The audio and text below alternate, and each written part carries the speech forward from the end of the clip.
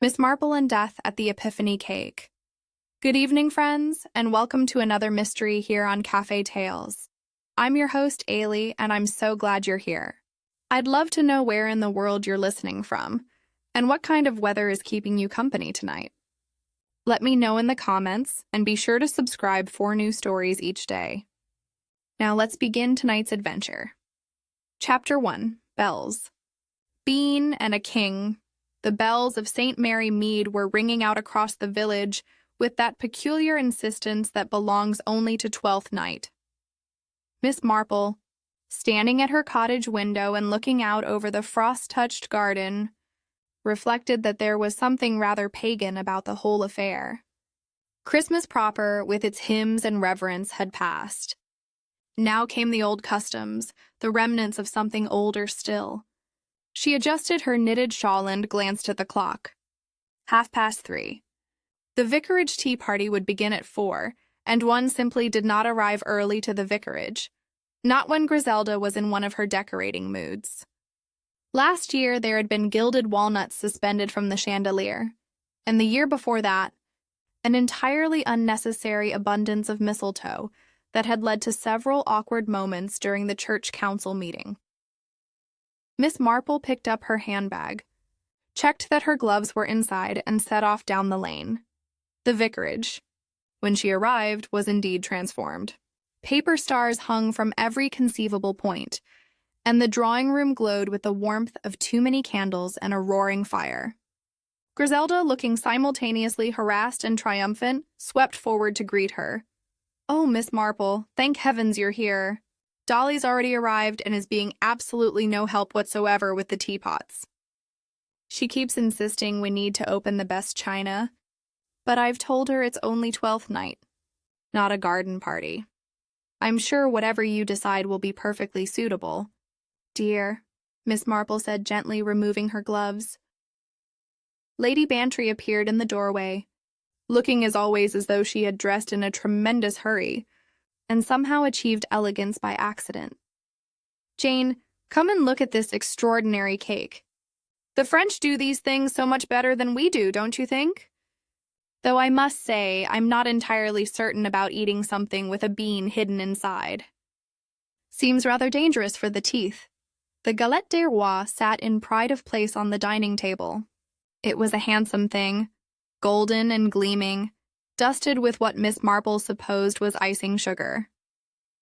A paper crown, gilt and rather gaudy, had been propped beside it. The whole affair had an air of ceremony about it that seemed faintly incongruous in the comfortable muddle of the vicarage dining room. "From Benham Patisserie," Griselda announced with the air of one who has managed something rather clever. "Irene Ransom delivered it herself this afternoon. Apparently one bakes a little charm inside. A feve, they call it. And whoever finds it in their slice becomes king for the day and wins a prize.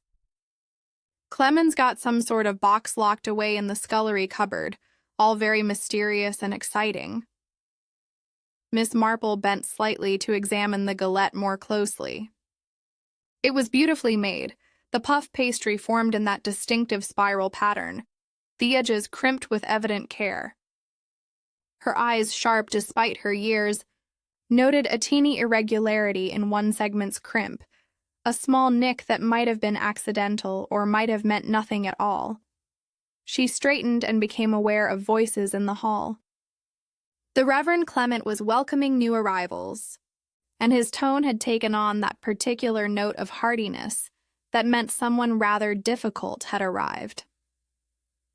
Counselor Ernest Potley entered the room with the air of a man who owned it. He was portly in the way that successful men of business often became in middle age, with a red face that spoke of good living and a voice that carried rather too well. "Ah, Vicar. Good of you to invite us. Mrs. Potley and I were just saying what a splendid tradition this is, weren't we, Maud?" Mrs. Maud Potley followed her husband with a tight-lipped expression of a woman who'd been saying no such thing. She was thin where he was stout, pale where he was fed, and her eyes had a watchful quality that Miss Marple found rather interesting. "Good afternoon," Mrs. Pottle said with minimal warmth. Her gaze swept the room, cataloging, assessing. It lingered for a moment on the galette, then moved on. More guests arrived in quick succession. Harold Fenn, the organist, came in brushing imaginary snowflakes from his coat, though it had not snowed in a week. He was a vain man, Miss Marple had always thought, and today he seemed in a particularly irritable mood. "Counselor," he said, with the barest nod toward Potley. The greeting was not returned with any warmth. "Fenn," Potley replied shortly. "Still waiting on that choir fund allocation?" "I suppose the children need new robes," Fenn said stiffly. "The current ones are a disgrace. All in good time. All in good time." "Parish finances don't run on air, you know," Griselda intervened hastily. "Mr. Fenn, perhaps you'd play something for us. The Three Kings would be so appropriate." Fenn moved to the piano with the air of a man conferring great favor. Betty Crane, the vicarage maid, appeared with a tea tray. She was a capable girl, perhaps too capable for her station, with quick eyes and quicker hands. Miss Marple had always rather liked her. "Excuse me, madam," Betty said to Griselda, "but shall I bring through the extra cups now, or wait until after the cake?" "Oh, after, I think. We'll need the room." Vera Bland arrived last, slightly breathless, carrying a small parcel. She was the village haberdasher, a woman who knew everyone's business because everyone came to her shop. "So sorry I'm late. I've brought extra paper crowns just in case." "You did say you wanted to, Mrs. Potley?" Mrs. Potley's face remained expressionless. One tears so easily. Better to be prepared. Miss Marple filed this small exchange away in that part of her mind that collected such details. 2 crowns. How very thorough, Clement clapped his hands together. "Well, shall we begin?" The tradition, as Griselda mentioned, is that the youngest person must go under the table and call out the names as we cut the slices. That way, it's all perfectly fair, and no one can possibly know who will find the fev. "Young Tommy Pierce, where are you?" A small boy emerged from behind Lady Bantry's skirts, looking simultaneously excited and terrified. "Under the table, Tommy," Griselda said encouragingly. "It's quite all right. You just tell us whose slice is whose." Miss Marple watched as Clement made great ceremony of cutting the galette into portions. The knife moved smoothly through the pastry, and the rich scent of almonds filled the room. As each slice was lifted, Tommy's voice piped up from beneath the tablecloth. "That's Miss Marple's. That's Lady Bantry's. That's Mr. Fenn's." But as the slice that Tommy had designated for Mr. Fenn was lifted, Mrs. Potley leaned forward with a smile. "Oh, but surely the counselor should sit beside me," she said sweetly. "Let's put this one here instead." In the bustle of rearranging plates, Miss Marple noticed that the slice that had been meant for Fenn, the one with the tiny nick in its crimp, now sat before Ernest Potley. She noticed something else, too. As Griselda handed her the gilt paper crown to pass along the table, Miss Marple's fingers detected a faint dustiness along its ridge. Flour, unless she was very much mistaken. How curious that a paper crown which should have been kept clean in the parlor should have flour on its outside. And when she examined it more closely under the pretext of admiring its construction, there was a trace of something sticky and sweet on the inside fold. Almond paste, perhaps? The crown had been in contact with the cake. She was certain of it. But when, and more importantly, why? Potley bit into his slice with evident enjoyment. Then his expression changed. He chewed, frowned, and put down his fork. "What on earth?" he said. He reached into his mouth and withdrew, not a porcelain cherub or star, but a small brass key wrapped in greaseproof paper. There was a moment of surprised silence, and then Clement began to laugh. "Ah, excellent! The king must fetch his prize. Betty, the cupboard in the scullery, if you please." Betty appeared in the doorway, wiping her hands on her apron. "The cupboard's locked, sir. But I suppose that key might open it." Potley pushed back his chair, smirking with self-satisfaction. "Well, let's see what bounty awaits the king, shall we?" He placed the paper crown on his head at a jaunty angle and strode toward the scullery door. Miss Marple watched him go. She watched Mrs. Pottle, too, whose face remained perfectly composed, perfectly still. The door to the scullery closed behind the counselor. In the drawing-room, conversation resumed. Fen returned to the piano. Griselda began pouring tea. The moments passed in that comfortable, busy way that tea parties have. It was perhaps 5 minutes later, perhaps a little more, when Lady Bantry said, "He's taking rather a long time, isn't he? What on earth can be in that cupboard?" Griselda frowned. "Betty, perhaps you should check." But before Betty could move, there came a faint sound from beyond the door. A tap, or perhaps a thump, muffled and unclear. Lady Bantry moved quickly for a woman of her size. She reached the scullery door and tried the handle. "It's latched," she said. "From the inside, I think." She pushed harder. The latch gave with a sharp snick and the door swung open. The smell came first, bitter and sweet at once, a smell that caught in the throat. Miss Marple recognized it instantly. Coal gas. Ernest Potley lay on the stone floor beside the old geyser. The paper crown tumbled beside him. His lips, in the cold light from the small window, had turned a terrible shade of blue. Chapter 2. A Prize in the Scullery and Silence Doctor. Haddock arrived within 10 minutes, his bag in hand and his expression grim.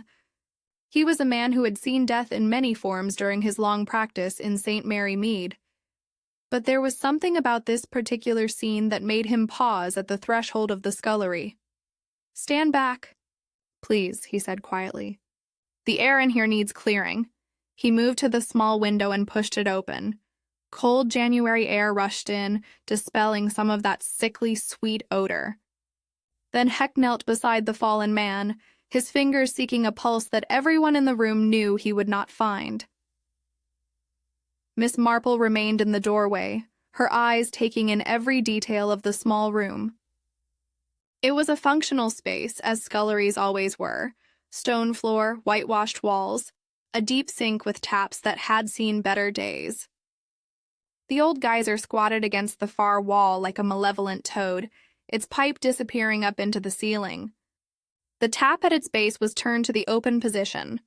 "Coal gas asphyxiation," Haddock said, rising to his feet and brushing dust from his knees. "Must have turned the geyser on without lighting it. The pilot's out, you see." Inspector Slack arrived shortly thereafter, with that air of aggrieved competence that characterized all his interactions with sudden death in the village. He had never quite forgiven St. Mary Mead for having so many unexplained incidents, as though the villagers arranged them deliberately to inconvenience him. "Right," he said, surveying the scene with evident distaste. "Who found him?" "Lady Bantry opened the door," Griselda said. She'd gone very pale, and Clement hovered beside her with uncharacteristic silence. "He'd been in here perhaps 5 minutes when we heard a sound. The door was latched from the inside, I think. It stuck when I first tried it, then gave way," Lady Bantry confirmed. Slack examined the door mechanism. It was a simple spring latch, the kind that caught automatically when the door closed. "Right. So he came in, closed the door behind him, turned on the gas, thinking to light the geyser, and then what? Collapsed before he could strike a match." "The matches are there on the windowsill," Betty Crane said. Her voice was steady, but her hands twisted in her apron. "I always keep them there. The geyser is temperamental. You have to light it just so." Slack picked up the box of matches and tried to strike one. It fizzled weakly and died. He tried another with the same result. "These are damp," he said accusingly. "That's impossible," Betty protested. "I used them this morning for the range. They were perfectly fine." "Well, they're not fine now." Slack's tone suggested that this was somehow Betty's fault. So the poor fool turned on the gas, couldn't get the matches to light, and breathed in enough fumes to kill him before he could get out. The door latched behind him, Miss Marple said softly. Everyone turned to look at her. She had not moved from her position in the doorway, but her eyes were fixed on the doorframe with that peculiar intensity that meant her mind was working. Yes, yes, spring latch, Slack said impatiently. Closes automatically. But Betty mentioned that she usually keeps the door propped open. Did you not, dear? Betty nodded vigorously. Always, miss. I can't abide a closed scullery. The air gets stale. And yet today it was firmly shut, Miss Marple continued. Firmly enough that Lady Bantry felt resistance when she tried to open it. Slack frowned. What are you suggesting? Oh, I'm not suggesting anything, Inspector, merely observing. Miss Marple's tone was apologetic, but here, ease remained sharp. It does seem odd, though, doesn't it? A man enters a scullery to fetch a prize from a cupboard. Why would he turn on the geyser at all? He wasn't running water, was he? There was a moment of silence. Haddock straightened from where he had been examining the body more closely. She has a point, Slack. What was the fellow doing with the geyser? Probably thought he'd wash his hands while he was here, Slack said, but he sounded less certain. Or perhaps he was cold and thought to warm the room. These old geysers give off heat. In 5 minutes?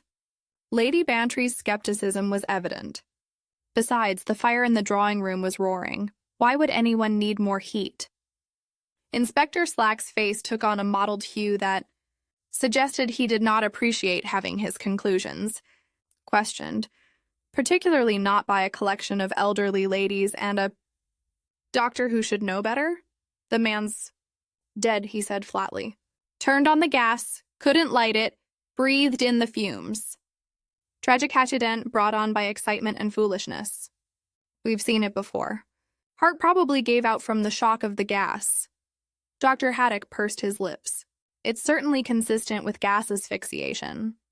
Whether his heart was involved, I'll know better after a proper examination, but yes, coal gas poisoning without question. Mrs. Potley had been standing in the corridor, silent and white-faced. Now she spoke for the first time since the body had been discovered.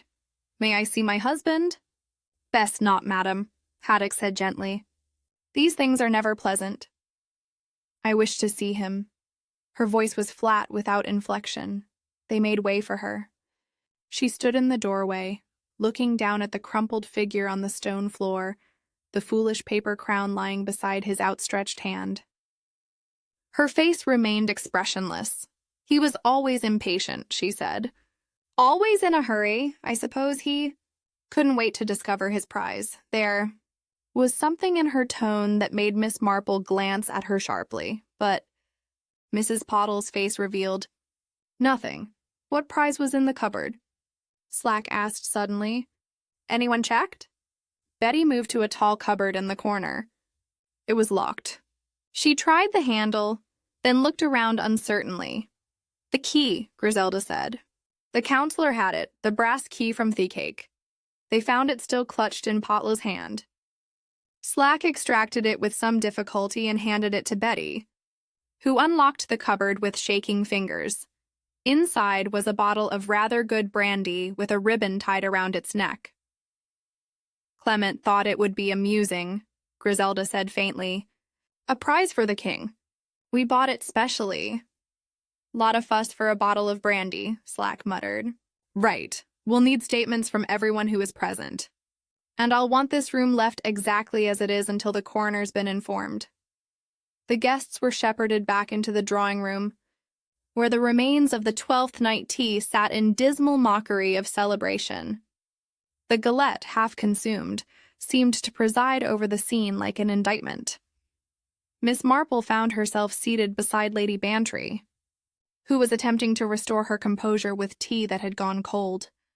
Jane, Dolly whispered, there's something wrong about all this. Indeed, dear. I mean, why would he turn on the geyser at all, and those damp matches, and the door being shut when Betty always keeps it open? Miss Marple said nothing for a moment. Her eyes had returned to the gilt paper crown, which still sat on the table where Ernest Potley had left it before his fateful walk to the scullery. She reached out and picked it up, turning it slowly between her fingers. In the lamplight, the flour dust along its cedar ridge was clearly visible, and when she examined the inside, there it was again, that faint stickiness that suggested contact with almond paste. "Dolly," she said quietly, "would you be so kind as to pass me that cake stand?" Lady Bantry complied, looking puzzled. Miss Marple studied the surface where the galette had rested.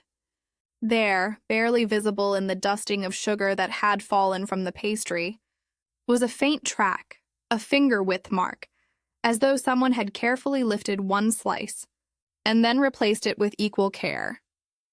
She glanced toward Mrs. Potla, who sat rigid and silent in a corner chair, her reticule clasped tightly in her lap. Harold Fenn stood by the piano, his face a mask of barely suppressed agitation.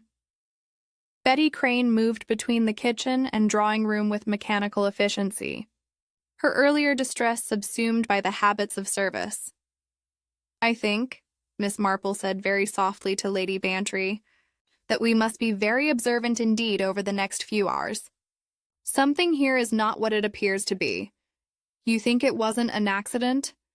I think, dear Dolly, that accidents of this particular kind are remarkably uncommon. Men who go to fetch brandy from a locked cupboard do not typically turn on gas in the process, and matches do not become damp on their own in rooms that are otherwise quite dry." The wastebasket beside the sideboard caught her attention. She rose with that slight stiffness that attended her movements, and glanced inside it as though looking for something she had dropped. There, crumpled among the tea wrappings and paper decorations, was a second gilt crown. It was identical to the one she held, but its elastic waist torn, and there was a small dab of dried paste on one edge. 2 crowns. Why would anyone need 2 crowns? Miss Marple returned to her seat, her expression placid and unremarkable, but her mind, sharp as ever, had begun to arrange the pieces of a puzzle that Inspector Slack had not yet recognized existed.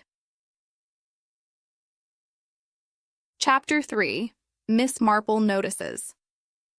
Flower on a crown, the house had fallen into that peculiar quiet that follows sudden death. Inspector Slack had departed with promises to return in the morning, taking with him a sheaf of preliminary statements that satisfied no one, least of all himself. Dr. Haddock had arranged for the removal of the body, and the scullery door now bore a hastily affixed notice forbidding entry. Miss Marple had been invited, along with Lady Bantry, to remain at the vicarage until the evening. Griselda, despite her modern ways and occasional flightiness, understood that there were times when the presence of sensible women was more valuable than solitude. "I simply cannot stop thinking about it," Griselda said, pacing the drawing room with a teacup she had forgotten to drink from. "Ernest Potley of all people. I know he wasn't universally beloved, but a die like that on 12th night, in our scullery."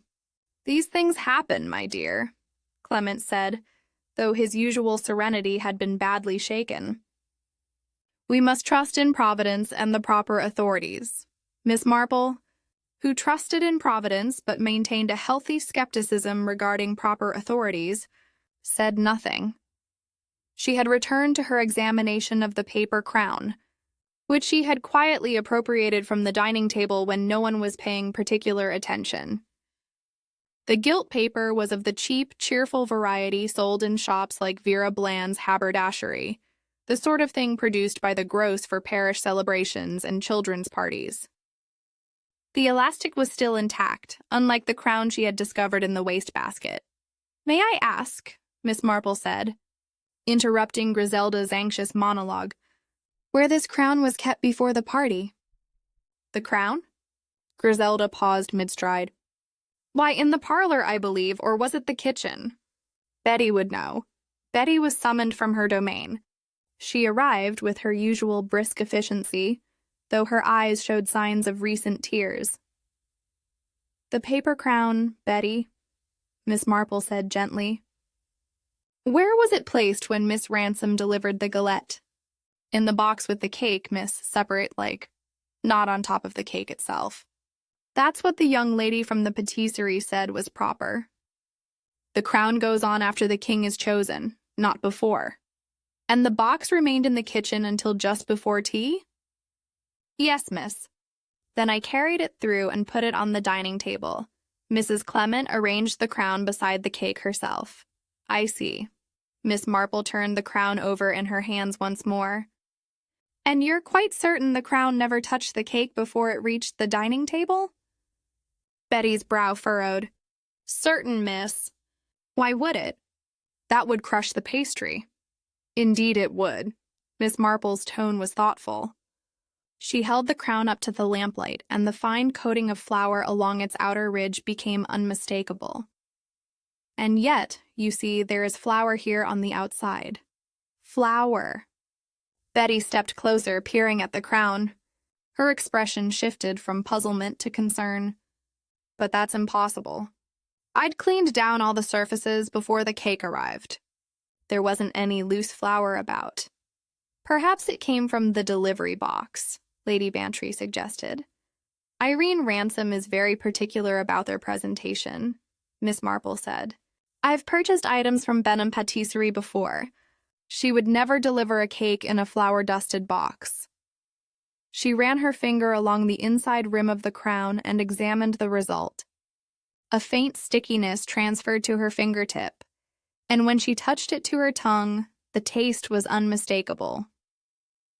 Almond paste, she announced, or rather the syrup from almond paste. This crown has been in contact with the galette itself. The room fell silent. Even Clement, who generally preferred to think well of everyone and everything, looked troubled. But why would anyone put the crown on the cake? Griselda asked it. That makes no sense at all. No sense if one is following the proper tradition, Miss Marple agreed, but perhaps a great deal of sense if one had another purpose entirely. She set down the crown and moved to the dining table, where the remains of the galette still sat on its stand. The assembled company watched as she bent to examine it closely, her eyes sharp despite the failing light. There, she said, pointing to a subtle mark on the cake stand surface. Do you see? A track in the sugar that fell from the pastry, as though someone had lifted one slice very carefully and then replaced it with equal precision. Betty came to look, and her expression grew more distressed. I never touched those slices after they were cut, miss. I swear it. I'm quite sure you didn't, dear. But someone did. Miss Marple straightened, one hand pressed to her back. Someone who knew which slice contained the fev, or in this case, the key. Someone who needed to ensure that a particular person received that particular slice. But the youngest child calls the slices, Clement protested. That's the whole point of the custom. It's random fare. Young Tommy Pierce was under the table. He couldn't see anything. Precisely, Miss Marple said. He couldn't see. He could only call out as the slices were lifted. But what if, after he called out, someone rearranged the plates? Lady Bantry gasped, Good heavens, Jane, you're not suggesting— I'm not suggesting anything yet. Dolly, I'm merely observing what appears to have occurred. Miss Marple returned to her chair and took up her knitting, which she had brought from home. The familiar motion of the needles seemed to help her think. Tommy Pierce called one slice for Mr. Fenn. I distinctly remember that. But Mrs. Potla said something about the counselor sitting beside her, and in the general bustle, plates were moved about. So Ernest Potley received a slice that was meant for someone else. Or a slice that was meant specifically for him. Griselda's voice had dropped to a whisper, despite what the random selection was supposed to determine. Miss Marple's needles clicked steadily. The question, of course, is why anyone would go to such elaborate trouble. A brass key instead of a porcelain fev. A crown that has been in contact with a cake when it should not have been. A slice that may have been marked or identified somehow. She paused, considering the galette once more. Her eyes traced the spiral of pastry, the careful crimping around each segment, and there, on one section, she spotted it, a tiny nick in the crimp. Barely visible unless one was looking for it. Betty! Would you bring me that butter knife from the sideboard? The small one? Betty complied, handing over a delicate knife with a mother-of-pearl handle. Miss Marple examined it closely, then held it up for the others to see.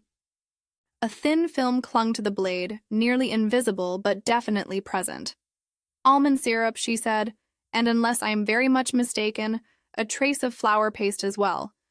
This knife has been used to manipulate the galette after it was baked, to lift a slice.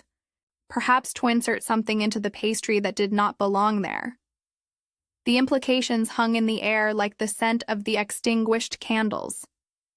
You're saying someone tampered with the cake? Clement's face had gone pale. In my house, at a celebration meant to honor the Epiphany, I'm saying that someone took considerable care to ensure that Ernest Pottle found a brass key in his slice of galette, and that he was crowned king, and that he went alone to the scullery to claim his prize. Miss Marple's voice was calm, but her eyes were troubled.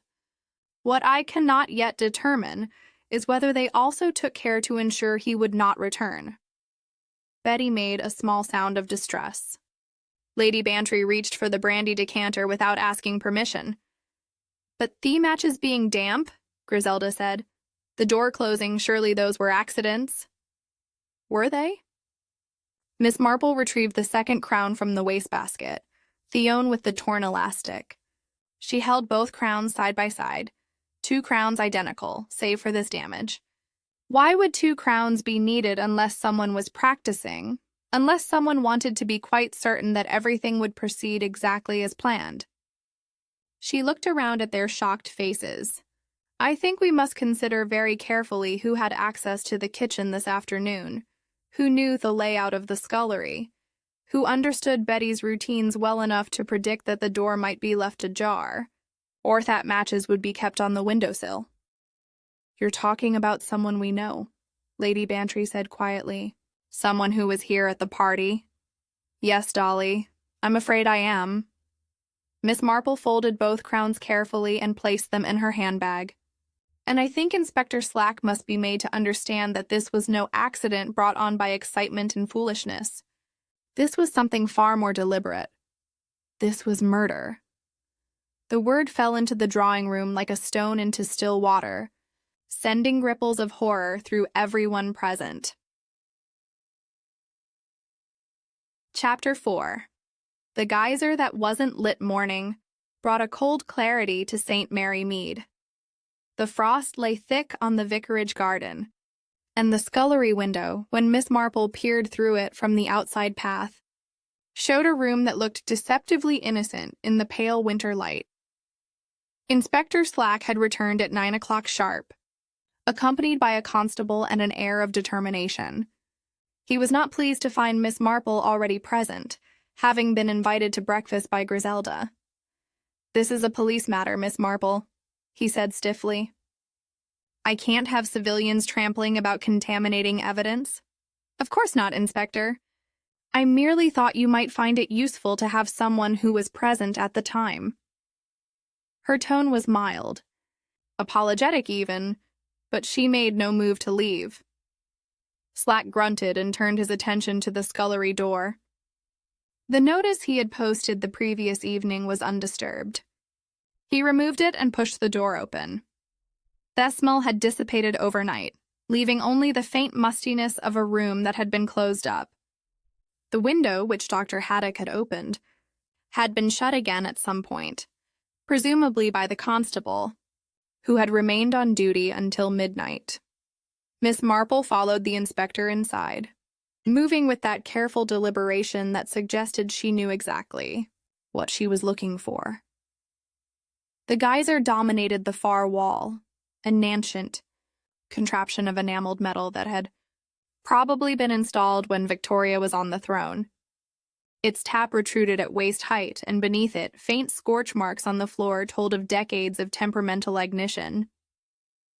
Tap still in the on position, Slack observed.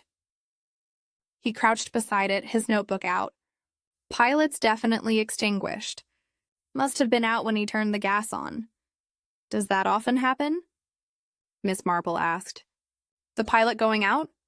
Betty, who had been hovering anxiously in the doorway, answered, "Sometimes, miss, if there's a draft, but I always check it when I'm working in here. It was lit yesterday morning when I drew water for the tea things." "What time was that?" 3:30, miss, just before the guests began arriving." Miss Marple moved close to the geyser, bending slightly to examine its surface. The enamel was old and chipped in places, bearing the patina of long use. But there, near the tap, was something that didn't belong to age or neglect. "Inspector, would you look at this?"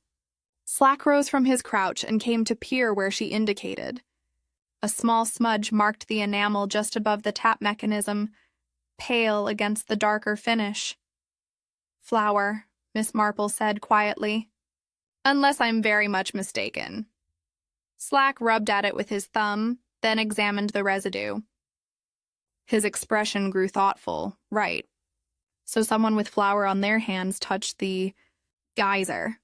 Or someone who had been handling something covered in flour. Miss Marple straightened and looked around the small room. "The matches, Inspector. May I see them?"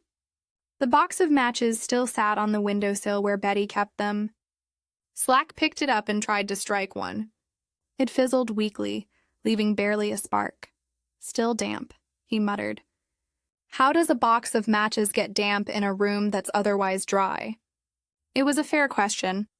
The scullery, though cold, showed no signs of condensation. The walls were dry, the floor unmarked by moisture.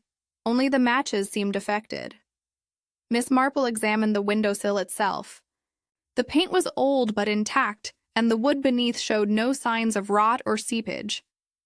"Perhaps," she suggested, "they were dampened deliberately." Slack's head snapped up. "What?" "Well, consider the sequence of events. A man enters this room to fetch a prize from a locked cupboard. For some reason, he turns on the geyser tap. The pilot is out, so gas begins to flow. He attempts to light it, presumably, but the matches will not strike. By the time he realizes his danger, the door has latched behind him and he cannot escape." "You're suggesting someone planned this?" "I'm suggesting it's a remarkable series of coincidences if no one did." Miss Marple moved to the door and examined its mechanism. The spring latch was simple enough, designed to pull the door closed automatically. But there, on the keep plate, was a faint shadow, a rectangle slightly lighter than the surrounding metal.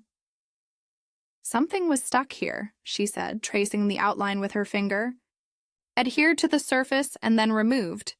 Tape, perhaps." Slack came to look, his skepticism warring with unwilling interest. What would tape do? If one placed it over the latch keep, the door would not fully catch when closed. It would remain very slightly ajar, but if someone from inside the room pushed against it, the tape might peel away, allowing the spring mechanism to engage properly. The implications settled over them like the morning frost. "A trap?" Slack said slowly. "You're saying someone set a trap?" "I'm saying someone ensured that Ernest Potley would enter this room alone, that he would find the geyser already releasing gas, that he would be unable to light it, and that once the door closed behind him, he would be unable to escape." Miss Marple's voice remained steady, factual. "Whether they intended death or merely incapacitation, I cannot say, but this was no accident." Betty gave a small cry from the doorway. But who would do such a thing? And the scullery was never left unattended, was it? Miss Marple turned to her. "You said you drew water at 3:30. When did you next return to the scullery?" Betty's face creased with concentration. "I was in and out, miss, carrying trays, fetching cups. But I suppose between 4 o'clock and when the counselor went in, I wasn't actually in here continuously. I was serving in the drawing room." "And the door? Was it propped open as usual?" "I thought so, miss, but I can't swear to it. Things were so busy with the party." Miss Marple bent to examine the sink. The drain strainer caught her attention, and she looked at it closely without touching. Nestled among the usual debris was a tiny fragment of something that glinted gold in the light. "Inspector, there's something here." Slack retrieved the fragment with tweezers, holding it up for examination. It was a small piece of gilt paper, no larger than a fingernail clipping. "From the crown," Miss Marple said. "The paper crown that Ernest Potla wore, or possibly from the second crown, the one I found in the wastebasket."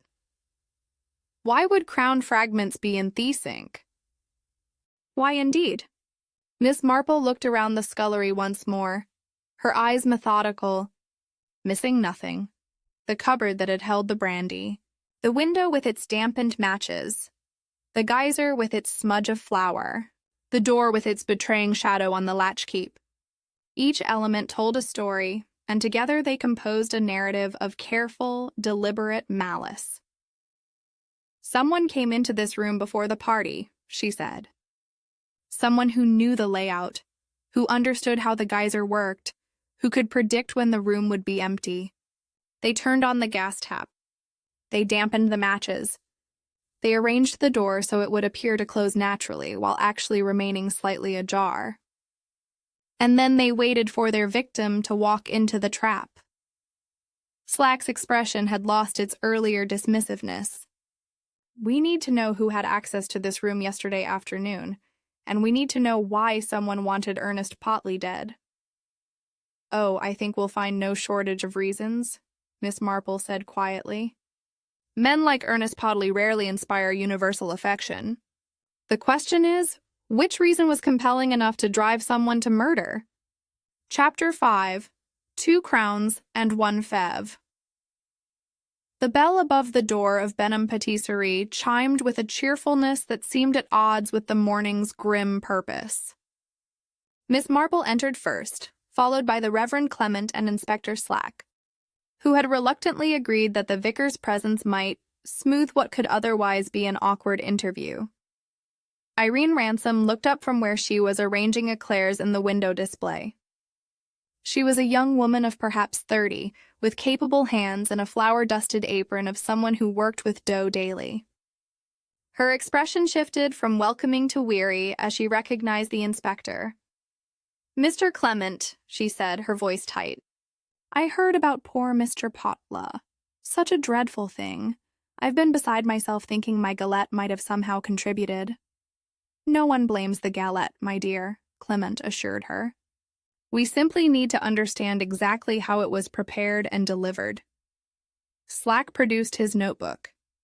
"You made the cake yourself, Miss Ransom?" "Yes, sir, yesterday morning. It's a traditional recipe. Nothing unusual about it. Puff pastry with almond cream filling baked until golden. The fève goes in before the final rise." "This fève," Miss Marple said gently. "Could you show us examples of what you typically use?" Irene moved to a shelf behind the counter and brought down a wooden box. Inside, nestled in tissue paper, were perhaps 24 small porcelain charms. Miss Marple examined them with interest. Tiny angels, stars, crowns, flowers, each was no larger than a thumbnail, delicately painted. "These are French," Irene explained. "My grandmother brought them over years ago when she established the shop. They're traditional for galette de roi. Whoever finds the charm becomes king or queen for the day. And you placed one of these in the galette you made for the vicarage?" "I always do, miss. I close my eyes and pick one at random, then work it into the pastry before the final crimping. That way it's fair. No one knows where it will end up." "I see." Miss Marple picked up one of the porcelain pieces, feeling its smooth glaze. "None of these are brass, are they?" "None are keys." Irene's expression grew puzzled. "Keys?" "No, miss, just these porcelain charms, as you see." "Why would I put a key in a cake?" Slack leaned forward. "Because that's what Counselor Potley found in his slice, a small brass key wrapped in greaseproof paper." The color drained from Irene's face. "But that's impossible. I never put anything but the proper fèves in my galettes. Never." "Could someone have tampered with the cake after you delivered it?" Miss Marple asked. "I suppose so, but how?" "The pastry is sealed. You'd have to cut into it and then somehow seal it again. and the heat from the oven makes that nearly impossible to do without leaving obvious marks. Miss Marple considered this. Unless someone lifted a slice very carefully after baking, inserted the key into the exposed filling, and then replaced the slice, a thin knife coated with syrup might reseal the edge sufficiently to escape casual notice. Irene's hands twisted in her apron. I would never do such a thing. I'm quite sure you wouldn't, dear, but someone did. Miss Marple paused. The paper crown that accompanied the galette. Did you provide that? No, miss. The crown was Tobe supplied by the vicarage. I delivered the galette in its box with just the cake inside, nothing else. Slack made a note. What time did you make the delivery? 10 minutes to 4, sir. I remember checking the clock because I wanted to be sure it arrived in good time for their tea at 4:15. And you left the box where? In the vicarage kitchen on the table. Betty Crane was there. She signed the delivery slip. Did you stay? Only a moment, sir. I had other deliveries to make. I was back at the shop by 4 o'clock. Slack consulted his notes. Your assistant confirms you returned at 4:30, not 4 o'clock. A flush crept up Irene's neck. I may have stopped to speak with Mrs. Henderson about an order, but I was only gone from the shop for half an hour in total, no more. They left the patisserie with more questions than answers. The galette had been delivered intact, or so Irene claimed. The fève should have been porcelain, not brass, and the crown had not been part of the delivery. Their next stop was Vera Bland's haberdashery, tucked between the greengrocer and the post office. Vera was a spinster of indeterminate age, who seemed to know everything that happened in St. Mary Mead, largely because everyone who bought thread or ribbon in her shop invariably shared their business.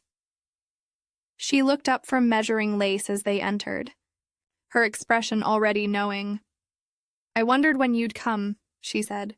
Such a terrible thing at the vicarage, and after I provided those very crowns. You sold 2 crowns to Mrs. Potley, Miss Marple asked. I did, miss. Day before yesterday. She came in special. Said she wanted to be sure there was a spare in case the first one tore. Very particular about it she was. Did she say why she wanted to? Vera's eyes gleamed with the pleasure of having information to share. She said Mr. Potley could be clumsy with such things, and she didn't want any embarrassment at the vicar's party. Wanted everything to be just so. Both crowns were identical, from the same packet, yes? Gilt paper with elastic bands, very festive. I sell dozens this time of year for 12th night celebrations. And she paid cash? She did. Seemed in rather a hurry, actually, not her usual way. Mrs. Potley generally takes her time over purchases. Outside the shop, Clement looked troubled. Mrs. Potley bought 2 crowns in advance. That suggests planning, doesn't it? It suggests something, Miss Marple agreed. Though whether planning a celebration or planning something else entirely remains to be seen. They walked back toward the vicarage, where Slack had insisted on examining the delivery box that had contained the galette. Betty produced it from the pantry, a sturdy, cardboard affair with the patisserie's name printed on the lid. Miss Marple studied it carefully. The bottom of the box showed a faint dusting of white powder. Flour, she said, rubbing a bit between her fingers. Yet, Miss Ransom claimed she brushed the box clean before packing the cake. More interesting still was the label affixed to the side, or rather labels plural. Someone had pasted a second label directly over the first. The top label read 6 January Vicarage in neat blue pencil. But at the edge, where the paste had begun to peel, the corner of a lower label was visible, with identical wording, but in a different hand. 2 labels, Slack observed. Why would anyone need 2 labels? Perhaps, Miss Marple said slowly. Because the original label needed to be covered. Because someone opened this box, tampered with its contents, and then resealed it with a new label to disguise what they had done. She set down the box and looked at the assembled group. I think we must reconstruct yesterday afternoon very carefully. Who was where and when, because someone in that house during the busy hour before tea found time to alter a galette, dampen matches, and set a deadly trap in the scullery. Someone who knew the household routines, Clement said quietly. Yes, Miss Marple agreed. Someone who knew them very well indeed. Chapter 6. Alibis by Teapot, Oven, and Choir Inspector Slack had commandeered the vicarage study for his interviews, much to Clement's mild distress. The room smelled of old books and pipe tobacco, and the afternoon light filtered through windows that needed cleaning. Miss Marple had been permitted to remain, largely because Slack had discovered that her presence often loosened tongues in ways his official manner did not. Right, Slack said, consulting his notes. Let's establish who was where between 4 o'clock and 4:30 yesterday afternoon. The body was discovered at approximately 28 minutes past 4. Pottle entered the scullery at roughly 22 minutes past, which means our window for setting the trap is narrow. Very narrow indeed. Betty Crane was called in first. She sat with her hands folded in her lap, the picture of a well-trained servant trying not to appear nervous. Take me through your movements, Miss Crane, starting from 4 o'clock. Betty drew a breath. At 4 o'clock, I was in the scullery, sir. I'd been preparing for tea since 3, but at 4, I checked the oven one last time and made certain the geyser was off. I always turn it off after I've drawn hot water, you see. Can't abide waste. The geyser was definitely off at 4 o'clock, yes, sir, and the pilot was lit. I saw it myself. Go on. I carried the first tray of cups through to the drawing room at about 4:05. Then I went back to the kitchen where Mrs. Potley was helping me decant the tea from the big pot into the serving pots. Slack's eyebrows rose. Mrs. Potley was in the kitchen with you? Yes, sir, from about 5 past until 1:15. She's always very helpful at the vicarage parties. Mrs. Potley likes things done properly. Miss Marple leaned forward slightly. Did Mrs. Potley go into the scullery at all during that time? Betty hesitated. I couldn't say for certain, miss.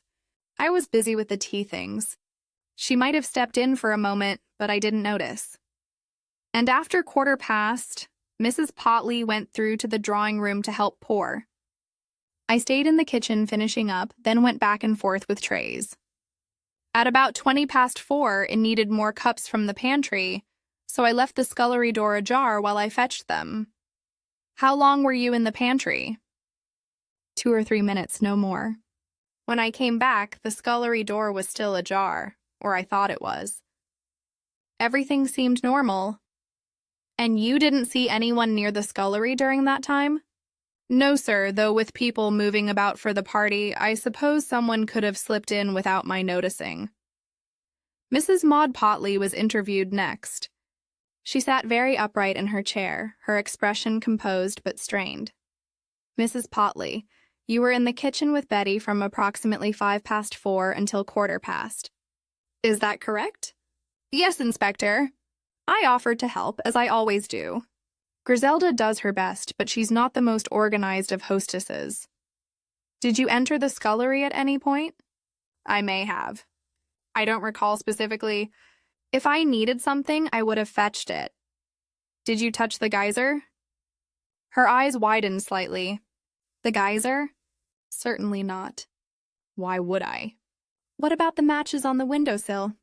Inspector, I was helping with tea, not conducting an inventory of the scullery fixtures. Slack made a note, his expression neutral. After 4:15, you went to the drawing room. Yes, I poured tea for Lady Bantry and Miss Marple, then took my own seat. I was there continuously until my husband was discovered. You changed the plate assignments when the galette was being served. A flicker of something crossed her face. Did I? There was some confusion with the children calling out slices. I may have suggested my husband sit beside me. I don't see how that's relevant.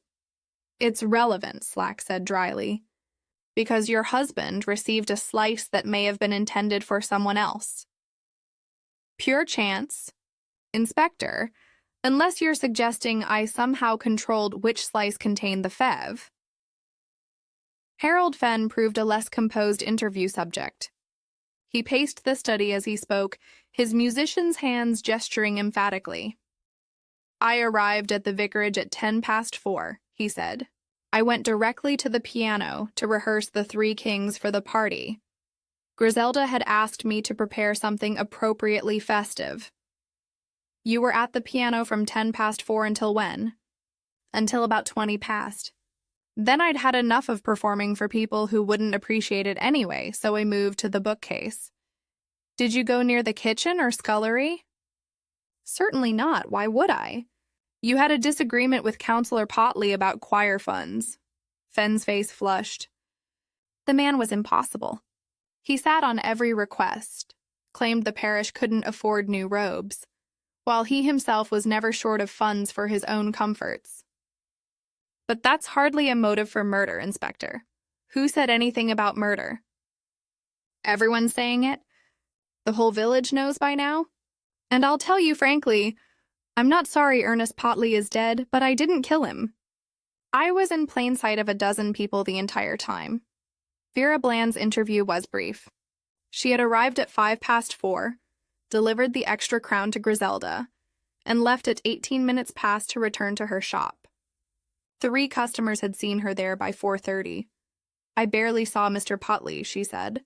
Just nodded to him in passing. Can't say I knew the man well, though naturally one hears things in my line of work. What sort of things? Vera pursed her lips.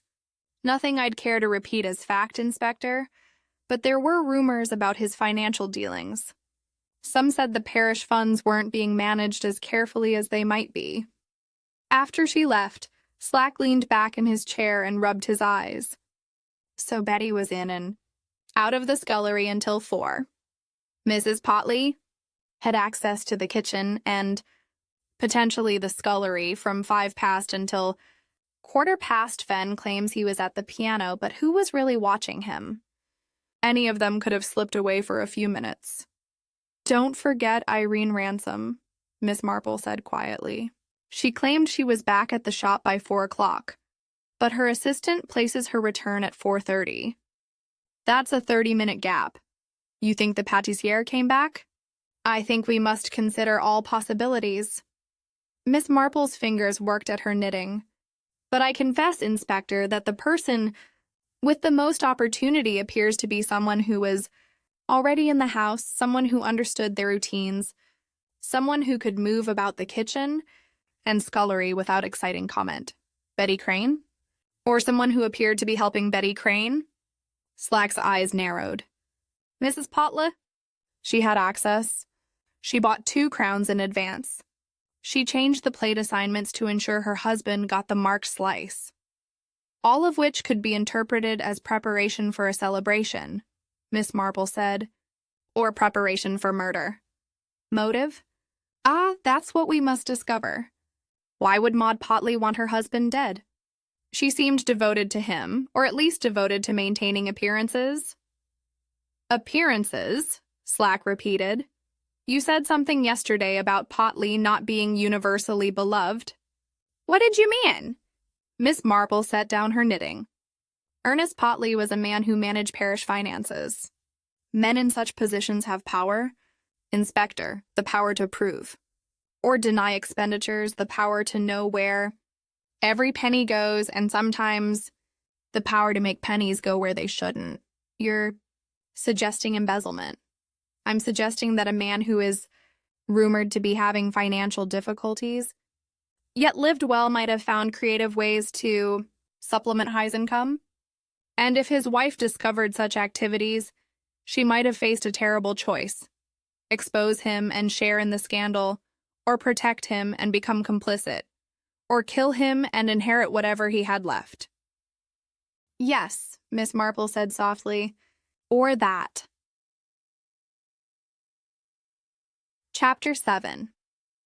The slice that changed plates, The Reverend Clement had been reluctant to involve young Tommy Pierce in what was now unmistakably a murder investigation, but Miss Marple had insisted, with her usual gentle firmness, that children often notice things adults overlooked.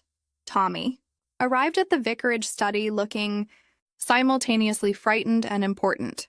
He was 9 years old with a shock of sandy hair and the sort of scrubbed face that suggested his mother had prepared him thoroughly for this interview. "Now then, Tommy," Clement said kindly, "no one thinks you've done anything wrong. We simply need to understand exactly what happened when you were under the table calling out the slices." Tommy nodded vigorously. "Yes, sir. I remember it all clear as anything." "Good lad." Inspector Slack softened his usual gruffness. "Tell us what you saw, or rather what you couldn't see while you were under there." "Well, sir, I couldn't see nothing at all." That was the point, wasn't it? So I couldn't know whose slice was whose. The vicar would lift each piece and I'd call out a name. "And you remember which names you called for which slices?" "Most of them, sir. The first one was Miss Marple's. I'm certain of that. Then Lady Bantry, then Mrs. Clement." "What about the slice with the nick and the crimping?" Miss Marple asked. "Do you remember which slice had a small mark on its edge?" Tommy's face brightened with recognition. "Oh, yes, miss, that was the 4th slice. I think, or maybe the 5th, Mr. Clement lifted it, and I called out Mr. Fenn's slice because he was sitting right across from me and I could see his shoes." "You're quite certain you said Mr. Fenn's name?" "Positive, miss. I remember because Mr. Fenn wears those funny pointed shoes that my mum says aren't practical for an English winter." Miss Marple and Inspector Slack exchanged glances. "What happened?" "After you called Mr. Fenn's name?" Slack asked. "Well, there was a bit of fussing about. Mrs. Potley said something like, 'Oh, but the counselor should sit beside me,' or some such. Very sweet-like, she was. And then I heard plates being moved around on the table. When I came out from under, Mr. Potla had the slice I'd called for Mr. Fenn, and Mr. Fenn had a different one." "You're absolutely certain the plates were rearranged?" "Yes, sir. I was confused about it at first, but Mrs. Pottle patted my head and said I'd done a lovely job. After Tommy was dismissed, Slack paced the study with barely contained energy. So Mrs. Potley deliberately switched the plates. She made certain her husband received the slice that had been marked somehow, the one with the brass key inside." "It would appear so," Miss Marple agreed, "though we must determine how she knew which slice contained the key." The nick in the crimping. Tommy mentioned it without prompting. She'd marked the slice beforehand. They returned to the dining room where the remains of the galette still sat under a cloth. Miss Marple had insisted it be preserved as evidence, and now she removed the covering with careful hands. The spiral pattern of the pastry was still visible, each segment a golden whirl of puff and filling. She examined each crimped edge in turn until she found what she sought, a tiny irregularity in one section. A small nick that might have been accidental but now appeared decidedly purposeful. "This is the slice Tommy called for Mr. Fenn," she said. "And this is the slice that Ernest Potley received. The question is, when and how the brass key was inserted." Betty was summoned once more. She looked at the galette with professional interest. "That nick wasn't there when I first saw the cake?" "Miss, I'm certain of it. Irene's work is always perfect, so someone marked it after delivery." "Must have, miss." Miss Marple moved to the sideboard where the cutlery had been laid out for tea. Among the spoons and forks was the butter knife she had examined previously, the one with traces of almond syrup on its blade. "Betty, is this one of the vicarage's knives?" Betty picked it up and turned it over. "Yes, miss. It's from the second best set. We use them for informal teas." "Where is this set usually kept?" "In the kitchen drawer, miss. Anyone helping with tea preparation would have access to it." Miss Marple held the knife up to the light, examining the delicate mother-of-pearl handle. This knife has been used to manipulate the galette. The syrup residue proves that. Someone lifted the marked slice very carefully, pressed the brass key into the almond filling, and then replaced the slice using syrup to reseal the edge. But when? Slack demanded. The cake arrived at 10 to 4. Tea began at 1:15. That's only 25 minutes, and the kitchen was occupied most of that time. The kitchen? Miss Marple said thoughtfully. But what about the pantry or the corridor? Where exactly was the galette placed after Irene delivered it? Betty frowned in concentration. On the kitchen table at first, then at about 10 past 4. I moved it to the pantry to make room for the tea things. It sat there for a few minutes before I carried it through to the dining room. And during those few minutes, who could have accessed the pantry? Anyone in the house, really. The pantry door opens onto the corridor. Miss Marple turned to inspect the dining table itself. Her sharp eyes caught something that made her pause, a faint residue on the surface where Potley's plate had rested. Inspector, would you fetch me a clean sheet of paper? When he returned, she scraped at the residue carefully, collecting it onto the paper. It was sticky to the touch and faintly translucent. Greaseproof paper, she announced. Or rather, the wax from greaseproof paper. There's a crumb of it there where Mr. Potley's napkin lay. She looked around the room until her gaze settled on the wastebasket. Kneeling beside it with some difficulty, she retrieved several items, paper decorations, tea wrappers, and there at the bottom, a small square of greaseproof paper with creases that suggested it had been folded around something small. The key was wrapped in this, she said, holding it up, to protect it from direct contact with the almond filling. Perhaps, or to make it easier to press into the pastry without it sinking too deep. Slack examined the paper.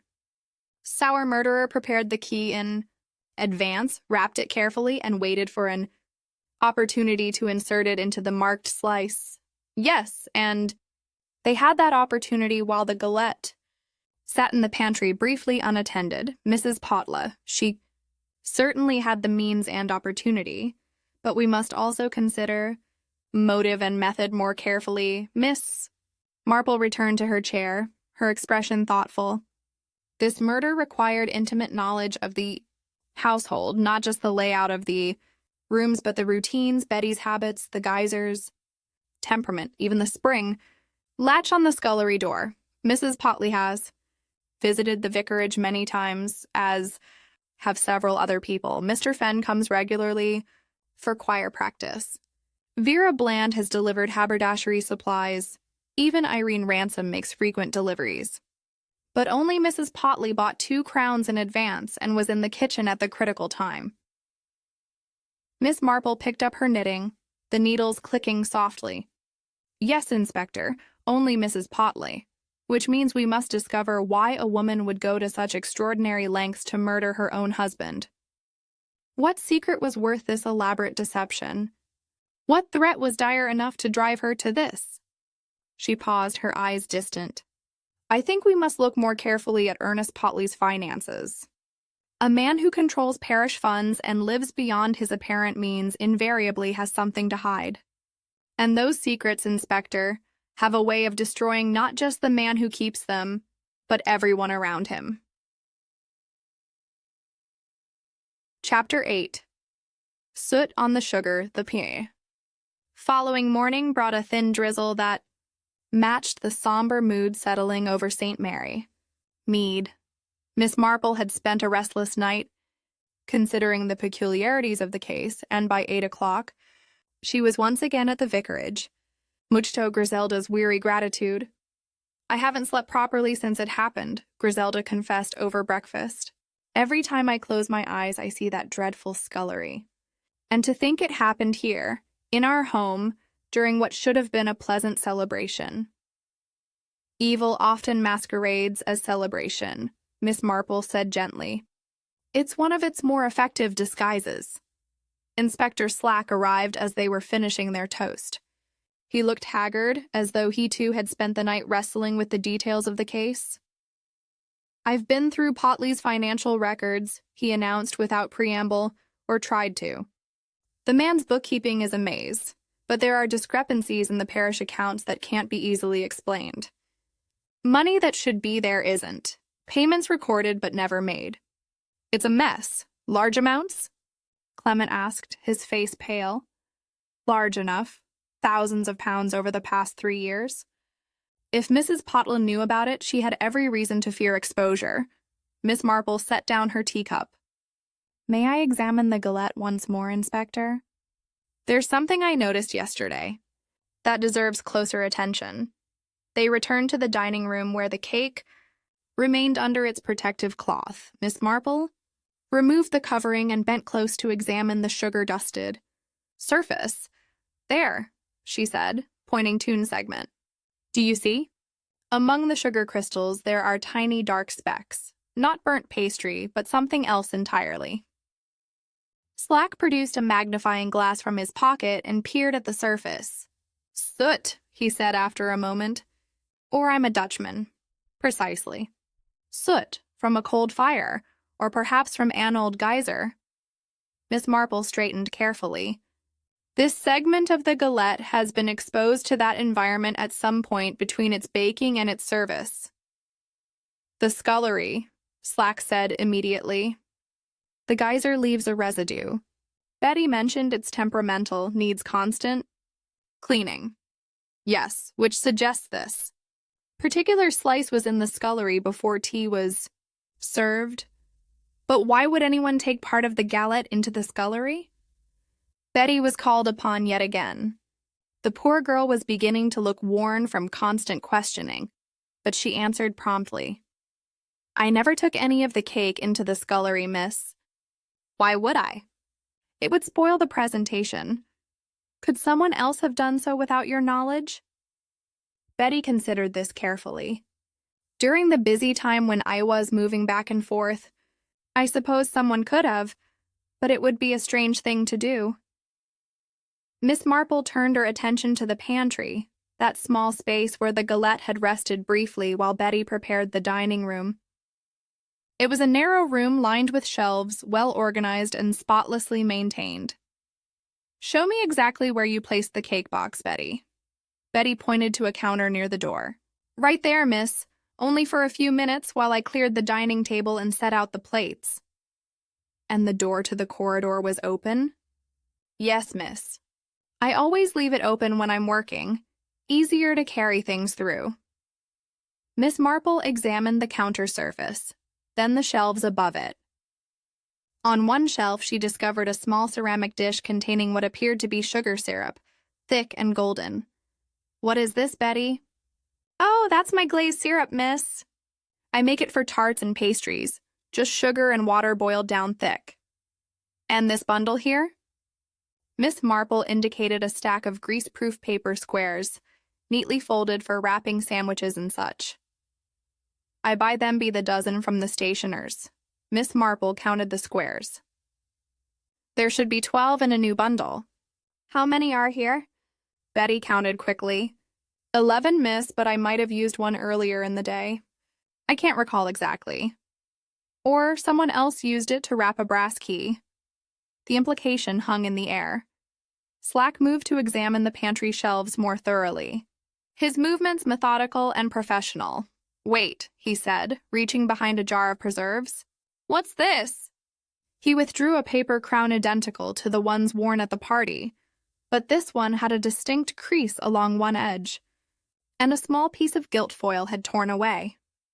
"A third crown," Miss Marple observed. "Or perhaps I should say the crown that was meant to be used, the one that actually touched the galette in rehearsal." "Rehearsal?" Griselda looked bewildered. "Someone practiced this murder," Miss Marple explained. "They needed to determine exactly how to mark the slice, how to insert the key, how to place the crown on the cake to justify flour residue without arousing suspicion. This crown was used in that practice, and then hidden here when the actual crown was substituted." Slack turned the crown over in his hands. "There's flour on the outside, just like the one from the party, and paste on the inside, because It was pressed onto the galette during preparation. Whoever did. This wanted to understand exactly how the elements would work together. Miss Marple's voice was sad. Murder is often surprisingly mundane in its details. It requires planning, practice, and a certain grim determination. She moved to the doorway between the pantry and the scullery. They were adjacent, separated only by a narrow passage. One could easily move between these two rooms without being observed from the kitchen proper. Step into the pantry, tamper with the cake, slip into the scullery to prepare the trap, all while appearing to be simply helping with tea preparations. Mrs. Potley, Slack said flatly. She had the knowledge, the opportunity, and increasingly we see she had the motive. Miss Marple looked troubled. But I confess something still puzzles me. This level of planning, this attention to detail, suggests a mind that is both clever and desperate. What drove Maud Potley to such extremes? Fear of scandal, Slack suggested. If her husband's embezzlement was discovered, she'd be ruined along with him. Perhaps, but there's a coldness to this crime that speaks of something more than mere fear. This was calculated, precise, almost vengeful. Clement had been listening quietly, his face drawn. I should have noticed something was wrong. Ernest managed the parish accounts, and I trusted him completely. If he was stealing from the church, from the funds meant for good works, then I failed in my duty. You're not responsible for another man's sins, Miss Marple said firmly. Though I suspect Ernest Potley's sins went deeper than simple embezzlement. Men who steal from their community often justify it in ways that become ever more elaborate. And wives who discover such things face impossible choices. Cher turned to the dining room and stood before the galette, studying it as though it might yet yield more secrets. The soot-marked segment, the careful crimping, the spiral pattern of pastry that had been meant to bring joy, and instead had brought death. Inspector, she said slowly, I believe we need to search Mrs. Potley's home, specifically her kitchen. If she practiced this murder, there will be evidence. Flour where it shouldn't be, perhaps a practice galette partially made, certainly the tape she used on the scullery door latch. On what grounds? The woman hasn't been charged. On the grounds that a man is dead, and the evidence points increasingly in one direction. Miss Marple's tone was gentle, but unyielding. Sometimes we must act on what we know rather than what we can prove. And I know, as surely as I know my own name, that Maud Potley murdered her husband in this vicarage. The question now is whether we can demonstrate it beyond all doubt. Slack nodded slowly. Right, I'll get a warrant. But Miss Marple, if we're wrong about this, if she's innocent, then we'll owe her the most profound apology. But I don't believe we're wrong. I believe we're about to discover exactly how a woman plans and executes a perfect murder, or what would have been perfect had she not left a trail of small mistakes that only become visible when one knows where to look. She gathered her things, preparing to leave. Sometimes the smallest details betray us. Inspector, a speck of soot, a missing square of paper, a third crown hidden when no one would think to search. Murder may be grand in its conception, but it's always petty in its execution. Chapter 9. A key wrapped in greaseproof. The Potley residence was a modest but well-maintained house on Church Lane, respectable without being ostentatious. Mrs. Potley received Inspector Slack and Miss Marple with icy composure, though her hand trembled slightly as she opened the door. I suppose this was inevitable, she said, though I cannot imagine what you hope to find. Just routine inquiries, Mrs. Potley, Slack said, producing his warrant. We need to examine your kitchen. She stood aside, her face expressionless. Help yourselves. You'll find nothing incriminating, I assure you. The kitchen was immaculate, as Miss Marple had somehow known it would be, everything in its place, surfaces gleaming, not a dish out of order. but it was precisely this perfection that told its own story. Miss Marple moved slowly through the room, her eyes taking in every detail. The range was clean, recently blackened. The table showed no trace of flour or pastry work. Even the bin had been emptied and lined with fresh paper. "Very thorough," she murmured. "I keep a clean house." Miss Marple, unlike some. Mrs. Pottlew's voice carried an edge of contempt, but Miss Marple had found what she sought. Behind the flour canister, tucked against the wall where it might escape casual notice, was a small strip of brown adhesive tape folded back on itself. She drew it out carefully. "Inspector, would you look at this?" The tape was perhaps 3 inches long, sticky on one side, and along its edge was a distinct coating of fine white powder. "Flour," Slack said, examining it closely. "This is the tape used on the scullery door latch. I've no idea how that got there." Mrs. Potley said, but her voice had lost some of its conviction. "Anyone could have left it in your kitchen, hidden behind your flour canister." Miss Marple's tone remained gentle, but her words were precise. "I think not, my dear." Further searching revealed more damning evidence. In a drawer beneath the sink, wrapped in an old cloth, they found a small brass key identical to Theone that had killed Ernest Potley, complete with a length of string through its handle.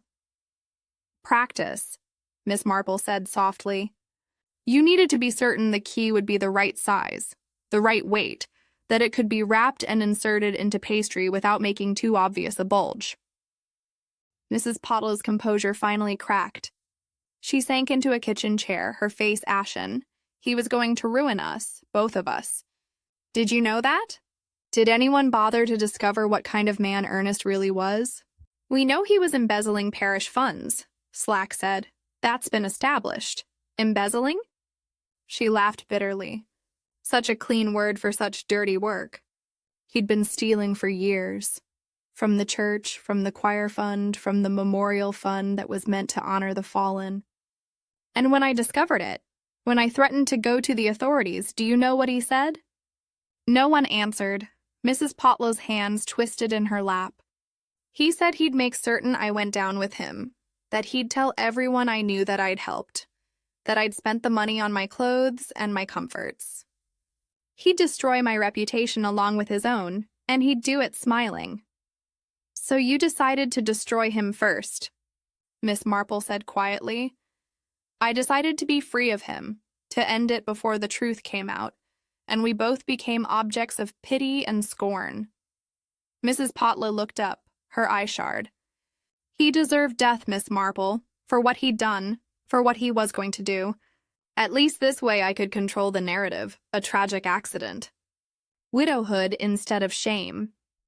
Inspector Slack had been taking notes throughout this confession. Now he looked up, his expression professionally neutral. "Mrs. Potlow, I must caution you that anything you say may be used as evidence. Let it be used." "I'm past caring now." She seemed to deflate, all the rigidity leaving her posture. "Yes, I planned it. I planned every detail.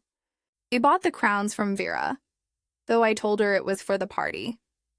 I practiced with the galette at home, learning how to lift a slice and replace it without obvious damage. I marked the crimp so I'd know which piece to manipulate." "The brass key," Miss Marple prompted. "Where did you obtain it?" "From his study. He had a collection of old keys in a drawer. I chose one that was small enough to fit in the pastry, but large enough to be noticed when bitten.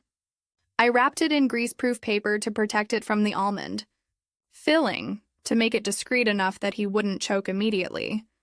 But would have to extract it. And you attached a patisserie tag to make it seem authentic." "Yes. String through the handle, just like a proper feve might have. I wanted him to think it was part of the game, part of the prize tradition." Slack leaned forward. "Walk us through what you did at the vicarage."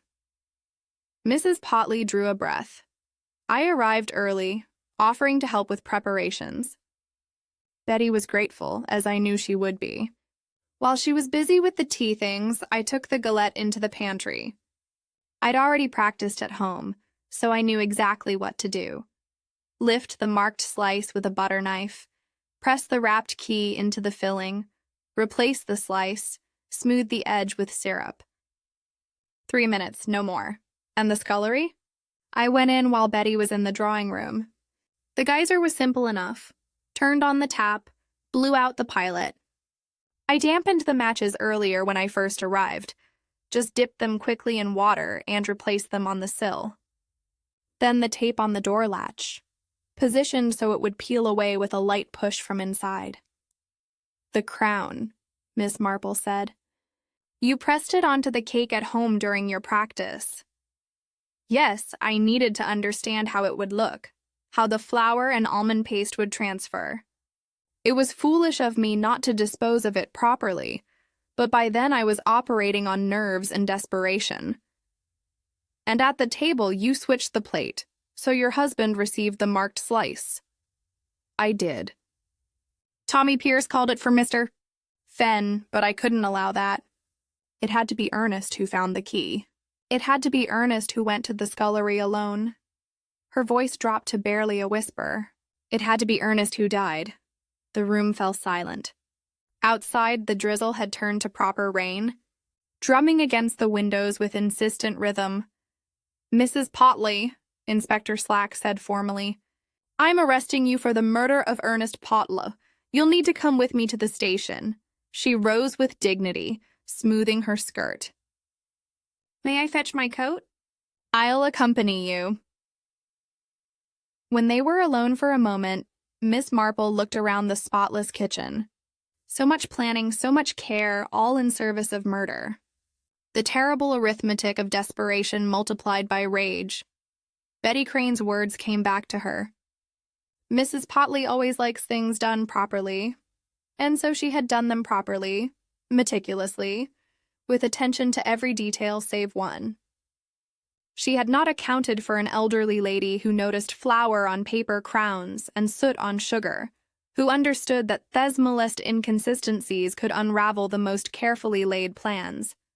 Murder, Miss Marple reflected, was always ultimately betrayed by the mundane. A strip of tape, a practice crown, a third key hidden in a drawer. Evil might be grand in its conception, but it always left traces in the ordinary world, marks that could be read by those patient enough to look. Chapter 10. Vicarage. Bean, crown, and the hand that turned the tap 3 days after Mrs. Potley's arrest. Miss Marple returned to the vicarage at Griselda's invitation. The drawing room had been restored to its usual comfortable disorder, though the dining room remained unused, as if the house itself were in mourning for what had transpired there. Those who had been present on Twelfth Night had gathered once more, though the atmosphere could not have been more different. Inspector. Slack stood by the fireplace, his notebook closed for once. Dr. Haddock occupied the best chair, looking tired but satisfied. Lady Bantry sat beside Miss Marple on the sofa, while Clement hovered near the door, as though uncertain whether his presence was pastoral duty or morbid curiosity. Harold Fenn had declined to attend, sending word that he was far too busy with choir preparations. Betty Crane served tea with hands that no longer trembled, though her eyes remained troubled. "I still cannot quite believe it," Griselda said, passing cups with mechanical precision. "Maud Potley always seemed so proper, so concerned with appearances." "That was precisely the problem," Miss Marple said gently. "She was too concerned with appearances. When Ernest threatened to destroy her reputation along with his own, she chose murder over scandal." Slack cleared his throat. "Since you're all here, and since this business has affected the entire parish, I thought it proper to explain exactly what happened. Miss Marple, perhaps you do the honors. You saw through it before any of us." Miss Marple set down her teacup and folded her hands in her lap. "Very well, though I must confess it took me longer than it should have. The flower on the crown was the first indication that something was amiss. Paper crowns don't acquire flour by accident. particularly when they've supposedly been kept in a parlor. The Crown had been in contact with the Galette. Lady Bantry said, "Yes, during Mrs. Potley's practice runs at home." She needed to understand how each element would work together. The crown, the marked slice, the brass key. She practiced the entire sequence until she could execute it flawlessly. But why the elaborate charade? Dr. Haddock asked. Why not simply poison the man? Because poison would have been investigated.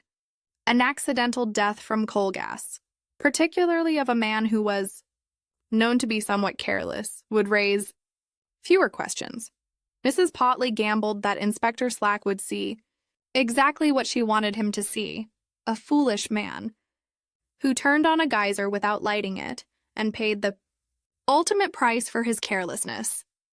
Nearly worked? Too, Slack admitted grudgingly, Miss Marple continued. The plan was quite ingenious in its way. She obtained a brass key from her husband's collection and wrapped it in greaseproof paper. On the day of the party, she arrived early, offering to help with preparations. While Betty was occupied, she took the galette into the pantry and inserted the key into the marked slice using techniques she'd perfected at home. The butter knife, Clement said. Exactly. Lift the slice with care. Press in the wrapped key, replace the slice, seal the edge with almond syrup. Simple enough if one had practiced. Then she went to the scullery while Betty was in the drawing room and set her trap. The geyser tap turned on, the pilot extinguished. The matches dampened to uselessness. And the door? Lady Bantry asked. The clever part? She placed tape over the latch mechanism so the door wouldn't fully catch when closed. It would appear shut, but would actually be very slightly ajar. However, any push from inside would dislodge the tape, allowing the spring latch to engage properly. Ernest Pottle, realizing he couldn't light the geyser and beginning to feel the effects of the gas, would have tried to escape. His push against the door sealed his fate. The room fell silent, contemplating the cold calculation behind each step. At the table, Miss Marple went on, she ensured her husband received the marked slice by switching plates when young Tommy called it for Mr. Fenn. The key sent him to the scullery alone to fetch his prize. Once there, he walked into a trap so carefully constructed that escape was virtually impossible. Monstrous, Griselda whispered. Yes and no, Miss Marple said thoughtfully. Ernest Potley was not an innocent victim. He had been stealing from the parish for years, from funds meant for charitable purposes, for the choir, for the memorial to the war dead. When his wife discovered this, he threatened to implicate her in his crimes. She faced utter ruin through no fault of her own. That doesn't justify murder, Clement said firmly. No, it does not. But it explains it. Maud Potley saw only two choices, public disgrace or widowhood. She chose the latter and planned accordingly. Slack nodded. The physical evidence supported Miss Marple's deductions. We found flour in her kitchen that matched the flour on the crown, the practice key identical to the one that killed Potley, the tape with flour residue along its edge, and most damning, she confessed to everything once confronted. What will happen to her? Betty asked quietly. Trial, certainly. The outcome will depend on many factors, including her husband's crimes and her own state of mind. Slack's expression suggested he found no satisfaction in the answer. And the parish funds? Clement looked ill. Can they be recovered? Some of them. Potley kept records, thought they're deliberately confusing. We'll recover what we can, but I'm afraid a significant amount is simply gone. Miss Marple picked up her knitting, the familiar motion seeming to comfort her. The saddest aspect of this affair is how preventable it was. If Ernest Potley had possessed even a modicum of conscience, if Maud Potley had sought help rather than revenge, if either of them had chosen honesty over deception, none of this need have happened. You sound almost sympathetic to her, Lady Bantry observed. I'm sympathetic to anyone trapped by circumstances of their own making. Maud Potley was not an evil woman by nature, but she valued appearance over substance, reputation over truth. When faced with the choice between exposure and murder, she convinced herself that murder was the lesser evil. It's a terrible calculus, but one I've seen before in other forms. She looked around at the assembled company. Human nature doesn't change. You see, the same weaknesses that drove people to crime in my youth still drive them today. Pride, fear, greed, desperation. The 12th night celebration simply provided the stage for these ancient passions to play out in a new way. Dr. Haddock stirred his tea thoughtfully. You know, I've been thinking about that galette, the tradition of the hidden feve, the choosing of a king. It's all rather pagan when you examine it. A lottery, a game of chance. Except this time it wasn't chance at all, Miss Marple said. It was manipulation dressed as tradition. That's what made it so effective, and so terrible. Griselda rose and moved to the window, looking out over the garden where frost still lingered in the shadows. Next year, Jane, I think we'll forego the French traditions and stick to simple English tea cakes. A wise decision, dear, though I suspect the memory of this 12th night will linger regardless of what you serve. Inspector Slack finished his tea and prepared to leave. Well, Miss Marple, the department owes you a debt. Without your observations about flour and soot and paper crowns, we might never have looked beyond the obvious. You would have arrived at the truth eventually, Inspector. I merely hastened the journey. You're too modest. That business with the tape shadow on the door latch, the soot on the sugar, the second crown in the wastebasket, I'd never have noticed any of it. Miss Marple smiled faintly. Details, Inspector. Murder is always about details. The grand gesture may begin it, but the small mistakes end it. A speck of flour where flour shouldn't be, a fragment of gilt paper in a sink strainer, the testimony of a child who remembered calling a slice for someone else entirely. As the gathering dispersed, Lady Bantry lingered with Miss Marple in the vicarage hall. It's a grim business. Jane, that woman planned it all so carefully, practiced every step, and still left traces everywhere. Because perfection is impossible. Dolly, we're human, and humanity shows in everything we do, even murder.